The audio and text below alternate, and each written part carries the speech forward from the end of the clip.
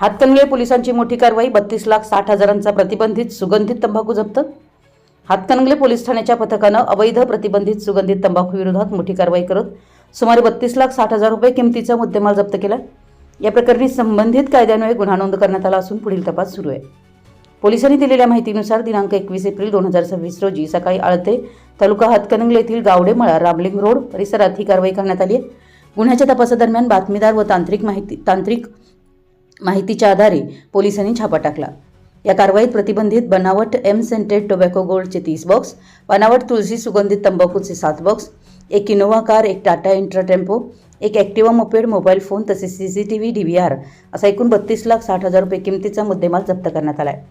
या प्रकरणी शहानवाज मनसूर पठाण व 29 राहणारा मिरज जिल्हा सांगली याच्यासह संबंधितांविरोधात गुन्हा दाखल करण्यात आला आहे।